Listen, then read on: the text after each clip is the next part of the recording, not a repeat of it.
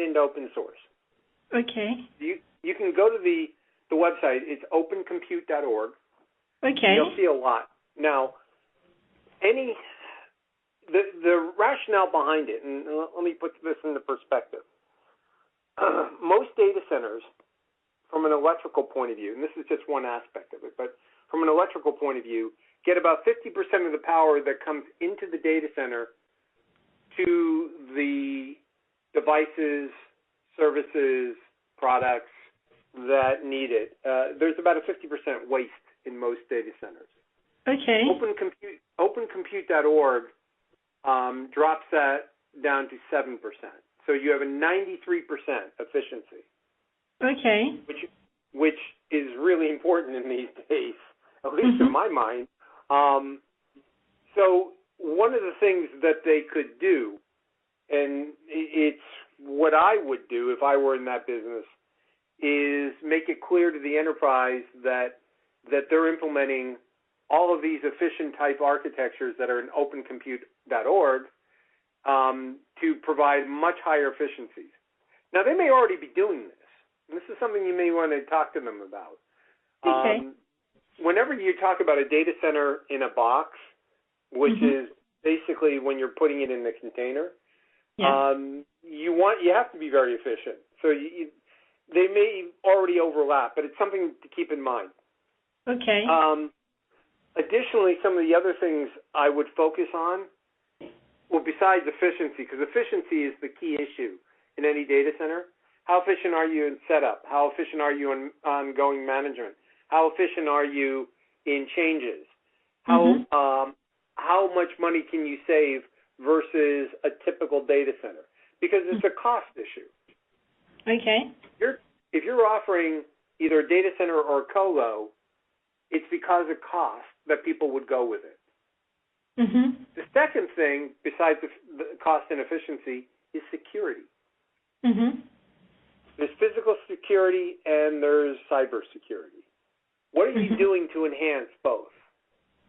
Are you meeting the standards for a physically secure data center? That's the physical aspect. And are you meeting the standards for a cyber secure data center? And what are you doing to do that? Because in today's world, cost is a key factor, but security is probably the next key factor. When you've got GDPR about to roll into Europe and everybody doing business in Europe in just 6 months. You've got the New York cyber rules and regulations that started rolling out in March of this year for any financial institution doing business that has an office in New York City. So these rules and regulations have a big impact. And what are you doing to make sure that the data centers that you're offering, whether it be a physical data center or a data center in a box or a colo, is meeting these compliance regulations? Does that make sense? Yes, of course. Okay. Right. Would these financial institutions go for prefabricated containers because they are somehow more secure? Yes. Okay. Security is a factor. Cost is the biggest factor, right? Cost is the first thing they're looking at. Then security. Okay. The third thing, these are the top three I'm giving you right now. What I would give, if they were my client, this is what I'd be telling them. The third thing is how much automation are you providing? How much ease of use?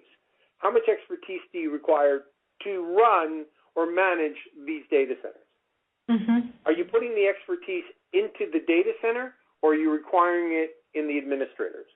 The more expertise, the more automation you put into the data center, the less you require of the administrator. So it's automation and orchestration. So this is really the ease of use. Okay. Right, easy use.